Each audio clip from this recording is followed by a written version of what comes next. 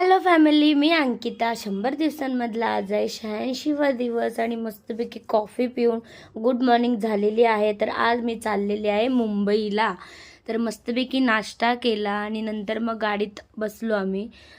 तर खादडगिड्या चालूच होत्या मस्तपैकी. रिओ मला खूप आवडत होता तो प्यायला आणि ऋषी मला मस्तपैकी वेफर्स पण देत होता.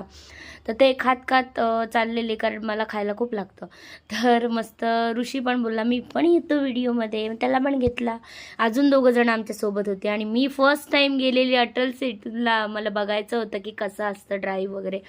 तर खूप छान, कुठेच घाण नाही काही नाही आणि मस्तपैकी गाड्या आणि आजूबाजूला पूर्ण समुद्र. खूप मस्त वाटलं.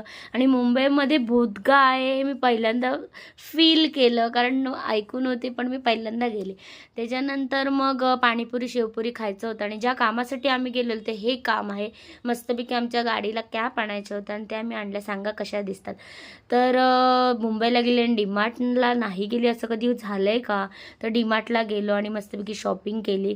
खूप काय काय काय काय घ्यायचं होतं आणि खूप काय काय काय काय घेतलं पण. आणि ही सगळी गँग आमची होती सोबत. तर मजा वाटते आपण डीमार्टला जातो तेव्हा, कारण हे सुख काय काय वेगळंच सुख आहे. तर त्याच्यानंतर मग बिलिंगसाठी गेलो. फिरायला काय वाटत नाही, बिल द्यायला गेलं की या या या किती बिल होईल असं वाटतं. सॉफ्टी नाही खाल्ली असं कधी होईल का. सॉफ्टी आणि पॉपकॉर्न हे माझे फेवरेटच आहेत. त्याच्यानंतर मग झालं, संध्याकाळ झाली, घरी यायला निघालो आणि मग गाडीत कॅप लावल्या आणि असं संपला माझा गोड दिवस. सांगा कसा कॅप